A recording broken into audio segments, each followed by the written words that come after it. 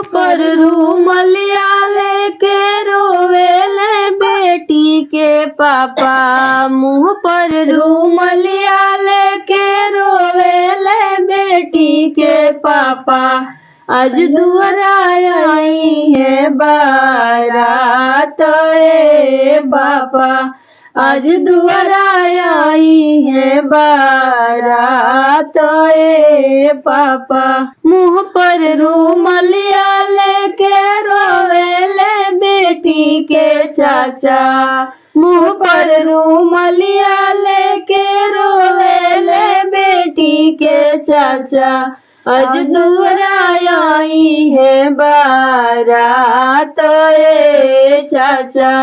आज दुआरा आई है बारात ए चाचा।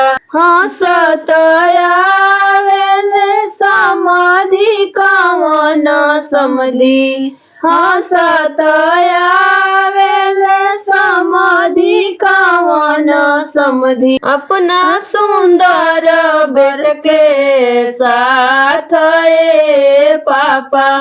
अपना सुंदर बेट के साथ ए पापा। हंसत आवेले समाधि कवन समधी। हंसत आवेले समाधि कवन समधी।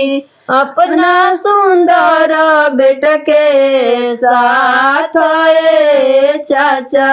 अपना सुंदर बेट के साथ ए चाचा। अपने तो आई है अपने दारा ले आई है हो।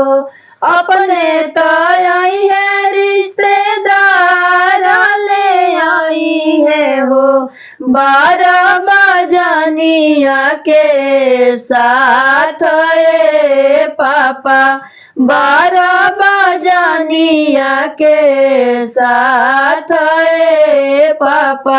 अपने तो आई है बाराती संगे लाई है हो। अपने तो आई है बाराती संगे लाई है हो। संगे में जनिया के साथ ए चाचा।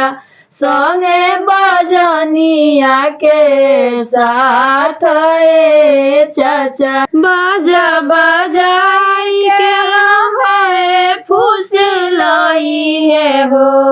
बाजा बजाई के हमें फूस लाई है हो। गहना चढ़ाई के सुहार ए पापा। गहना से दियावा तो हार ए पापा। गहना से दियावा तो हार ए पापा। बाजा बजाई के हमें फूस लाई है हो। बाजा बजाई के हमें फूस लाई है हो।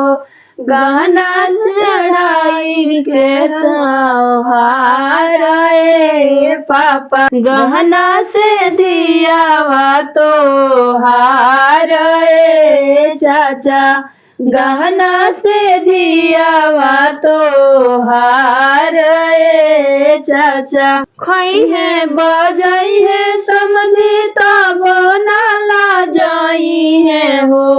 खई है बजाई है समझी तब ना जुड़ाई है हो। ले जाई है दिलावा के चीर ए पापा। ले जाई है दिलावा के चीर ए चाचा। मुँह पर रूमलिया लेके रोवेले कवन भैया। मुँह पर रूमलिया लेके रोवेले बेटी के भैया। आज दुआरा आई है बारात ए भैया।